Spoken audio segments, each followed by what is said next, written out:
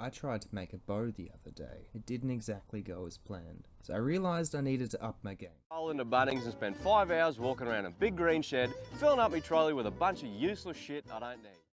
I got myself 2 bamboo stakes that were 1500mm long, glued them together and clamped them with rope and wedges. I tried to follow this Japanese guy's technique for gluing the bamboo stakes together. I also started my next bow whilst the first one was drying, in case it broke again. I laid the face of the bow with wet fiberglass and added a handle stack of wood with fiberglass in between for extra adhesion, and then glued the handle stack and bow together using a weight as a clamp. And when it dried, I added some blue material to help hide the checkered fiberglass pattern. Next, I used a wood rasp to make the handle section narrower and drew lines for where to cut next. And that's when I realised I needed a metal bolster, which I found from a rusty piece of metal lying around, because nothing says I mean business like tetanus. I roughed it out and screwed it onto the bow, but there was still extra material that had to be removed.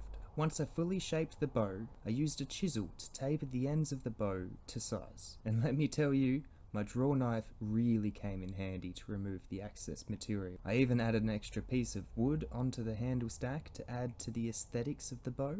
I think it was a nice touch. The bow was roughly shaped, and it was starting to look pretty fucking good now. It felt like a bow, but it wasn't quite there yet. I needed to start the tillering process and make sure that the limbs had the same thickness. So I made a Dremel attachment to do this, because I needed to do this as accurately as possible. I call this stage the pre-tillering stage. I'm not sure if that's the name. Now that's done though, I need to make the curves and bends flow into each other. And I need to deepen the arrow shelf.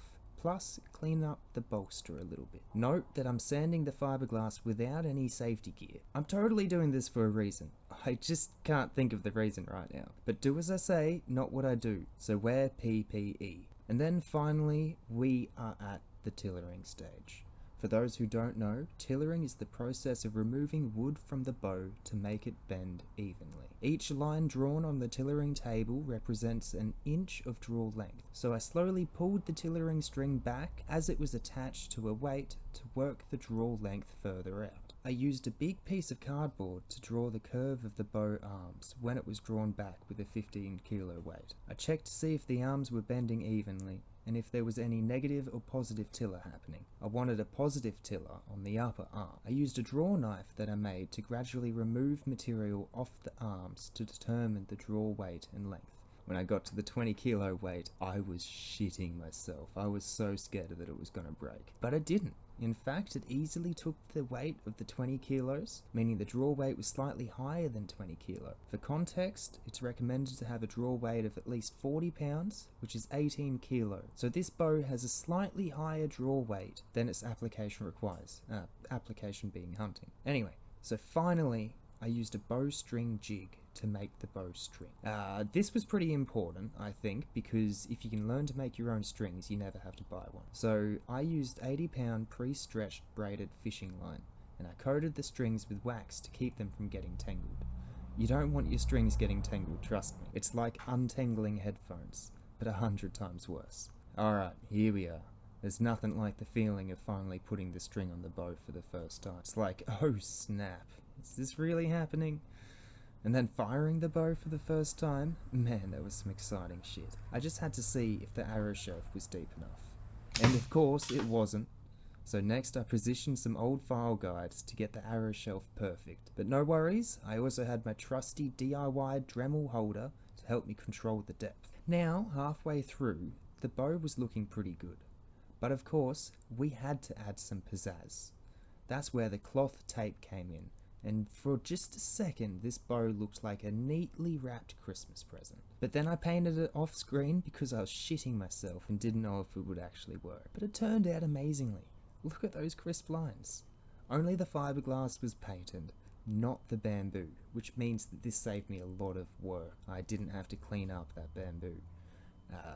Anyway, so I also made a bow stand out of wood, antler, and aged cowbone. Why not make a cool stand? I think it makes the bow look pagan. I don't know what other word to use really. So, what other skill are we going to learn? We're going to make the arrow.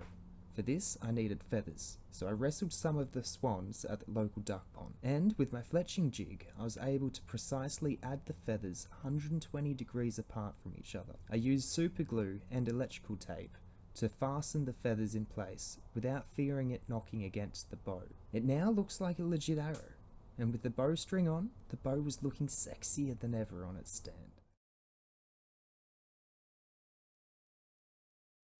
So, I fired the arrow, and it was so crap I didn't even put it in this video.